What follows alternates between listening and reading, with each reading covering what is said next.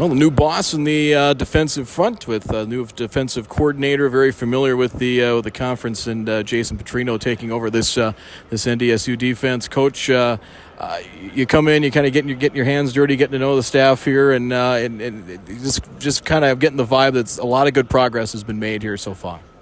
Yeah, I mean it's a constant work in progress, but it's been good. I think the players' willingness to, first off, their understanding and knowledge of the defense already is really impressive, and then just their willingness to want to learn and grow, hunger for more information, and being able to use experiences that we see against our offense and the various plays and motions and trades and all that stuff. You better be sharp, or else you're going to get gashed. So it's good to kind of have that, and the player has been really impressed in terms of what their hunger and thirst is to learn and understand and even attain more information.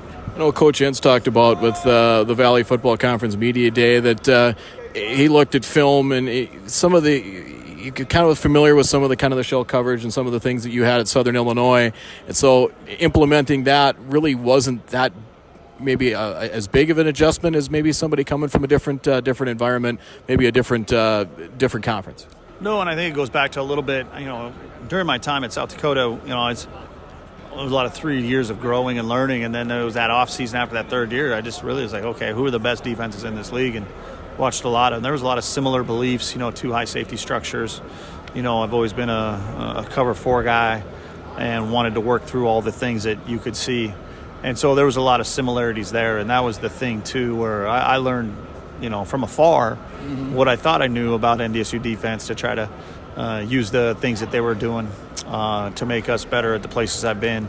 And so those were some of the things, just kind of, and then as you get into it, you start diving in and you say, oh, okay, that makes sense. Oh, okay, yeah, that makes sense. Oh, I've seen that before. What did you call that? So that was always the important piece, a lot of similarity beliefs in terms of that. And because that's what the players know and understand, and then kind of come in and be a little fresh set of eyes and see things and bring up discussion, but also for myself to learn why they're doing what it is that they were doing. I think it was a linebacker core that maybe there was some untapped potential there. I think some guys that had the potential to step up and be leaders.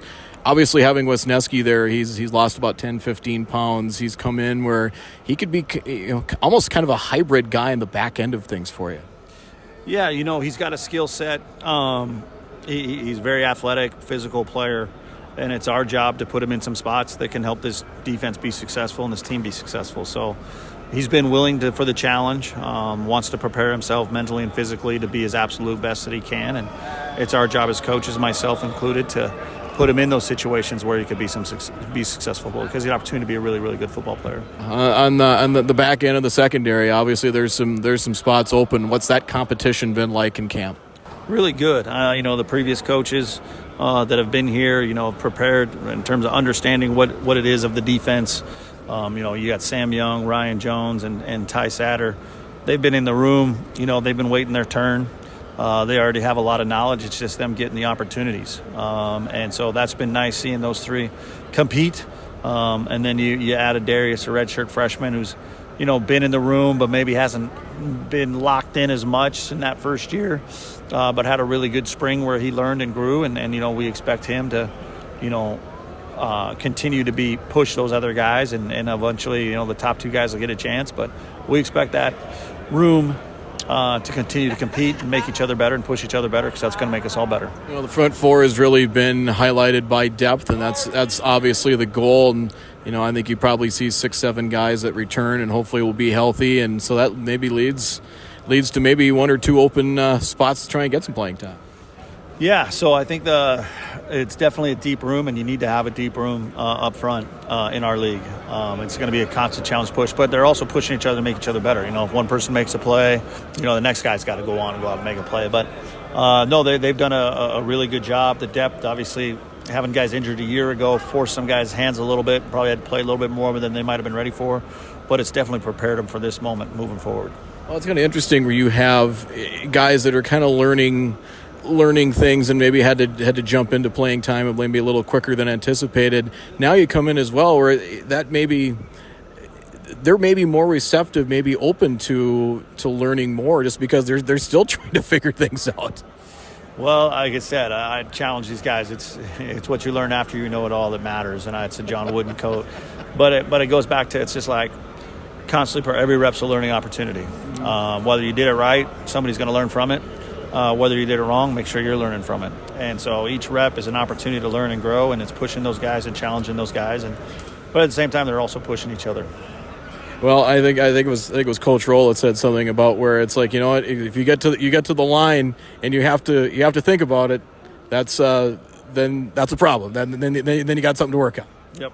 No, for sure. That's for sure. And that's the challenge, like I said, and finding out what they do well. And Coach Phelps has done a nice job bringing some things up front that trying to maximize the potential that those players have up front. I was talking with Coach Entz about how there are some guys or some freshmen or some redshirt freshmen coming in and use that 4-game rule. And how much do you lean on maybe some of the assistant coaches and say, obviously you're looking at game film, but say, hey, this guy did this, or this guy might be maybe a little bit ahead of the curve here. How much do you lean on those guys? The coaches? Yeah. Oh yeah, quite a bit for sure. And it's really what they've done. I mean, like I said, I kind of shut my mouth and listen to a lot of meetings. You know what I mean? They know the players the best. They've been around them the longest. And then it's just me with my eyes watching them move and how they might be ready physically or where they're at mentally. That they're going to have a great understanding of that. But, yeah, no, for sure.